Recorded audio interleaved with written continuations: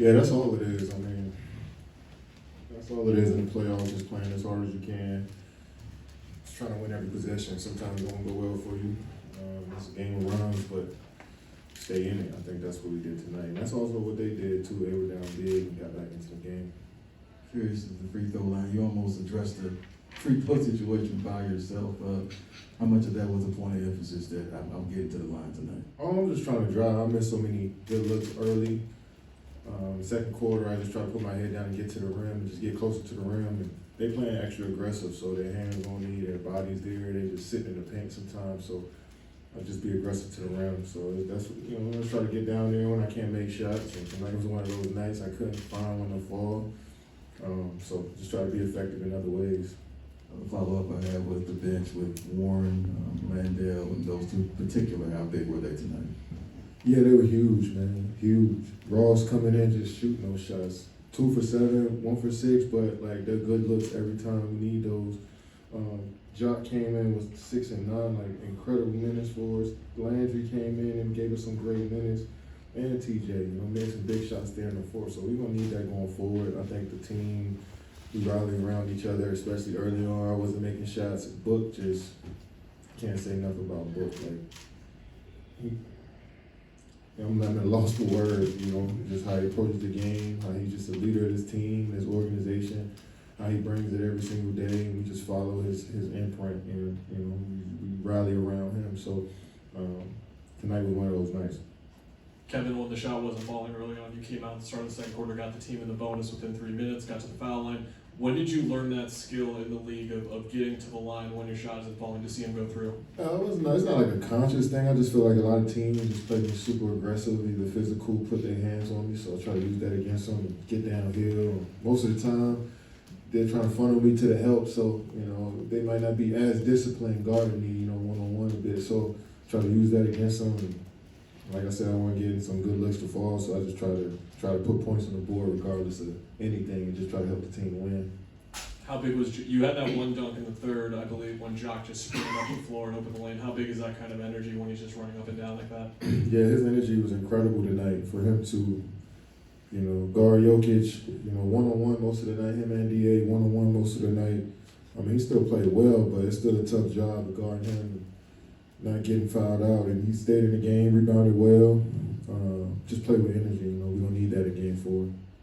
Kevin, we saw DA on the bench kind of being picked up by some teammates because it wasn't his night tonight. I know you're new here, but when you have a teammate like that that's kind of going through it, how do you pick them up in this type of playoff setting?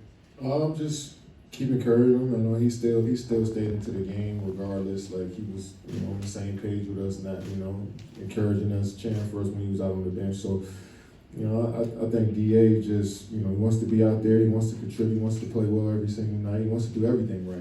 So sometimes that could be a little frustrating when you don't get the opportunity to, showcase what you can do sometimes. But that's just the nature of a team. We got a team where the next guy got to step up, and everybody just got to support it. Looking forward to a big game from him next game. Look, you've seen him. You're familiar with his game, but have you expected this level of play from him? Yes. I don't understand why this is such a surprise to anybody. Like, he's been doing this since day one. I mean, they might not have been playoff wins, but he showed his skills since his rookie year. And a lot of people overlook that and then see him go 45 and think it's something new. Nah, he's always been on this type of time. And we got to continue to keep feeding the high hand, but he's making good plays. 3 turnovers, 9 assists. I ain't had a turnover tonight, so that's always good to keep the ball in my hands. And he's one of the guys that just ignites us from the first possession. So I'm sure they might, who knows what they'll do to guard him next game, but we want him to stay aggressive. Vince. That was kind of the question I was going to lead to, Katie. You've been a fan of Book since he came into the league. Like, how have you seen him grow and evolve since he was a rookie and playing on those different, Phoenix Suns teams that weren't doing a lot of winning? It's his love for the game, his humility for just life in general. Just he's a team builder. Like all the things you want in a superstar, he brings it. He doesn't say much about it. A lot of people don't, write fluff stories or pieces about what he brings every single day. But we see it and we appreciate it. And you start to see it on a national scale the last few years with them being a successful, with us being a successful team. But he's everything you need in a player on both ends of the floor, out in the community. Just man, can't speak enough about how great he is. Trevor, then Barry. Kevin, Lonnie said he feels like you're still kind of finding your rhythm, and we haven't seen that efficient Kevin Durant game yet. How do you feel like you're just doing in that regard, and while logging heavy minutes too? Yeah, I mean, I enjoy playing heavy minutes. I'm still figuring out. I mean, I'm not figuring out nothing. I just gotta make shots. You know, like I missed some good ones. I'm rushing some shots. Like I'm thinking too much out there, and I think that's all on me more so than trying to get comfortable with the team. Just you know, spurts it through the game where I just go out there and just play and let it flow. And sometimes I'm trying to think too much. So this is part of the process and the journey, and I think I'm getting there to a point where I'm super comfortable with the team. So it's close. Barry, then Dana. So, you went to the foul line 16 times, you hit 14 of them. Until the last 2 seconds of the game, nobody else on the team went to the free throw lines. And then Booker finally did at the end. He had 25 shots. I think in 40 some odd years of covering basketball, I've never seen that. Really? Well, yeah, what do you attribute it to? I mean, you look like you're hit on practically every play.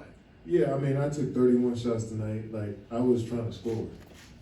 You know what I'm saying? So I was trying to get downhill and make plays and just be involved in the game offensively. So, like I said, with teams playing extra physical and touching and grabbing and playing with their bodies and using other guys to help guard me as well, I'm going to get to the free throw line. So I think that calmed our team down, was able to loosen up their defense a bit because they were over-aggressive. And we was able to get to the free throw line. I was able to get to the free throw line and open up the floor for our team. So But have you ever seen nobody else go to the free throw line?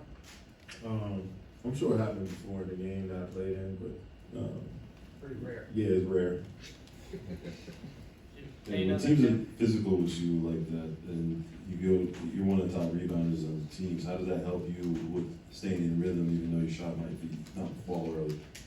Yeah, I mean, I'm more than just a scorer. I'm more than just a guy that's still scoring, you know, who's just used to just putting points on the board and nothing else. So I try to contribute in other different ways. And it's frustrating not making shots because that's what I'm paid to do. That's what I do is make shots.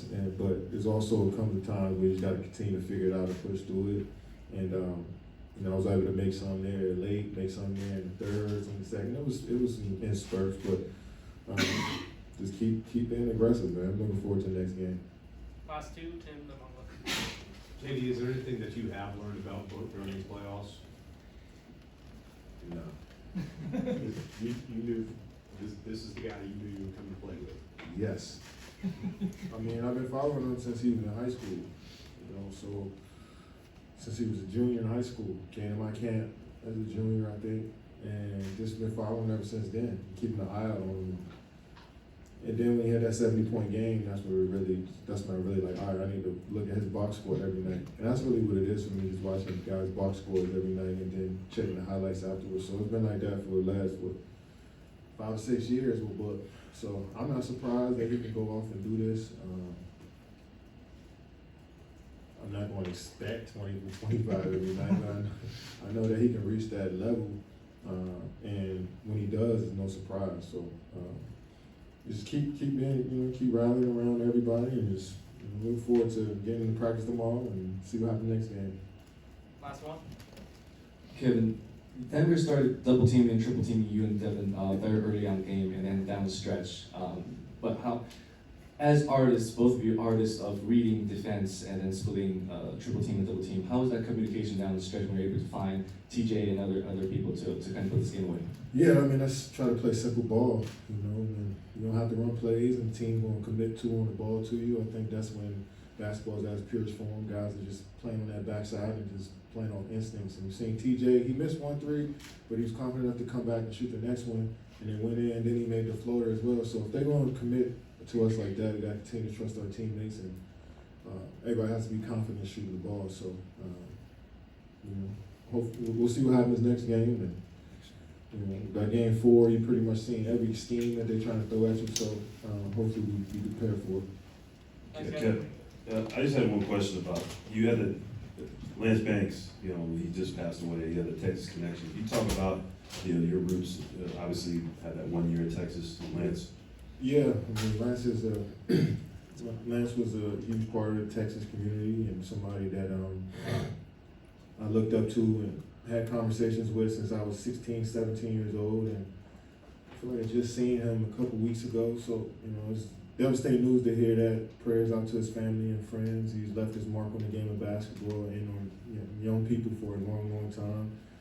And, you know, that's the type of stuff that's going to last forever. So rest in peace to Lance Banks.